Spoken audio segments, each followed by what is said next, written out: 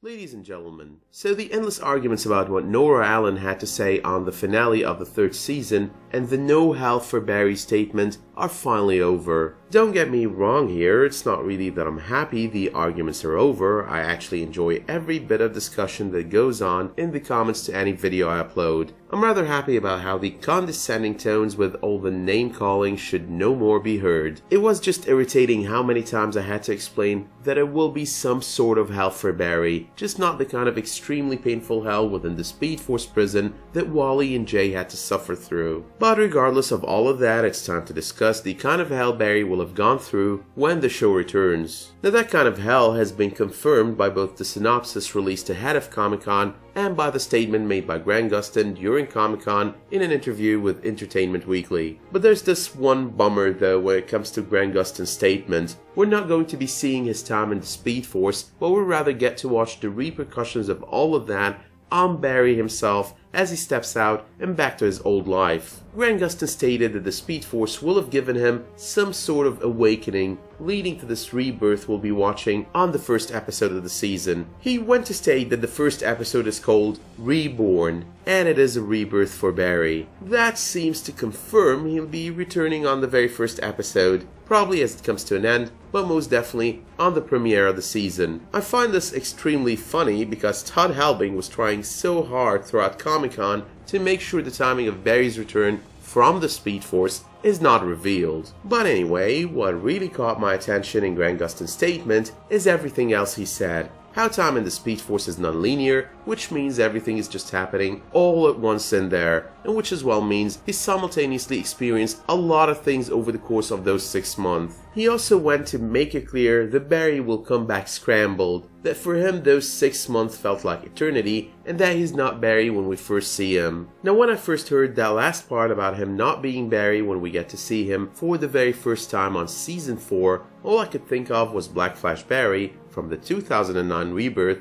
and the Eobard Thawne masquerading as Barry Allen from the 90s Return of Barry Allen. However, Todd Helbing made it clear that they are most definitely not doing a 2009 Rebirth arc on the show, thus taking away the possibility of us seeing Black Flash Barry when the show returns. But coming to think of it, he might as well have been throwing us off, and that stands to be a possibility, us seeing a Black Flash version of Barry Allen, that is. If the plan were to go with the comic book Rebirth arc, he wouldn't want to tell us anyway, because the reveal of Barry being the Black Flash will count as one of the major twists of the front half of the season. Revealing it would definitely be a bad idea on his end. Now there's also this other possibility that I thought of that's kinda crazy, so just bear with me, and if you don't like it, just discard it. What if the Barry that comes out of the Speed Force is still Barry Allen? No Black Flash, no Eobard Thawne, only he's a different speedster Barry from a different Earth who coincidentally faced the same fate, having to go into the Speed Force. Such a version of Barry would not only be traumatized and disoriented by his experience within the Speed Force, but he'd also be carrying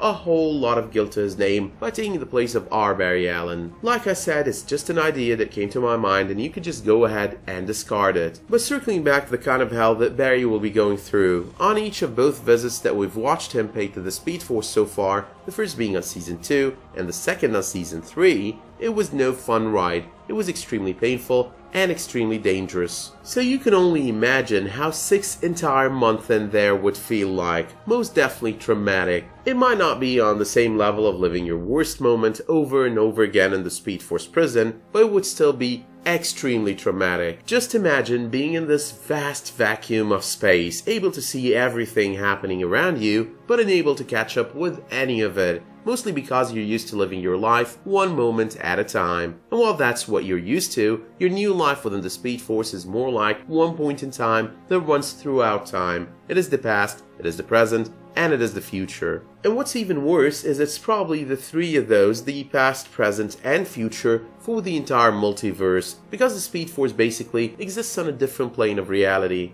That innate nature of the Speed Force is exactly why Barry has to run through that blue Speed Force tunnel of memories every single time he has to go to another Earth, or to a point in time in the past or in the future. It's because the Speed Force has access to all of them at the very same time. So it is kinda safe to assume that even if Barry does not come back as Eobard Thawne or as Black Flash Barry, he'll still come back shattered by the experience. He might have learned a lot from it, but nonetheless, he'll have to be broken for a while. I know, a lot of fans keep going nuts over how much they don't want to be watching an emo Barry on Season 4. But that kind of depression is part of the Barry Allen nature in the most major and biggest of all arcs in the comics. If you think about it, he was depressed in the road to Flashpoint, so freaking serious and a little depressed during Flashpoint, and most definitely depressed and possibly depressing in his 2009 Rebirth arc. Now, while I'm taking Todd Helbing's words at face value when it comes to them not going with the comic book Rebirth, that does not necessarily mean